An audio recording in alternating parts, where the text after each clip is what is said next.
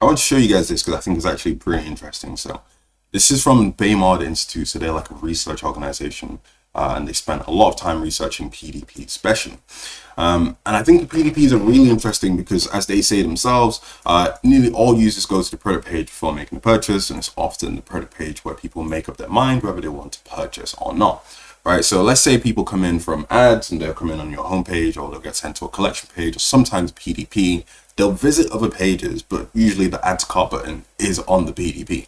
So they have to interact with that page, and they'll usually, scan up and down the page to see what it's all about, to learn more about the product. And this is something I think they said almost perfectly. So the PDP can be very difficult to get right. It's typically a template used for every single product on the site, despite the individual products varying greatly in style and popularity. And I think that's a very key part right there. So everyone uses the same template, even though the products can be very different. And it just creates this kind of, I don't know, opportunity gap, which is what we're trying to solve by having custom PDPs. So most people have a product info section. So that's where you have your media gallery on the left. And then on the right side, you have, product information, your name, description, a couple of tabs, that sort of thing. That's the general style. And then the second section is the you may also like. And then some people may have like a review section in there, right? So those are the three kind of common sections you'll probably see. But then that stays the same across the whole site. But really what we should aim for is having a custom page for each product. Now, of course, we're going to focus in on the products which are just doing the best, because those are the ones that are bringing in the most revenue. We don't want to go through and design 50 different product pages or how many SKUs you have.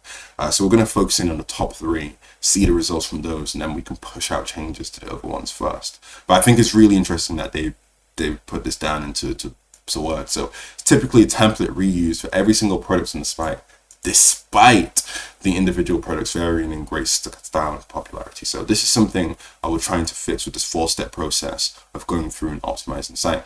And then, they also have these like little things that you can click on, and then it will show you like a breakdown of different things to focus in on the product pages. And I'm showing you guys this just to see the kind of level of detail people can go into when designing a section. So it's not just redesigning it for the fun of it to make it look pretty. No, it's really eyes every single element on this page, right? You can see they've even put details down on like the tabs and the spacing and the bullet points, right?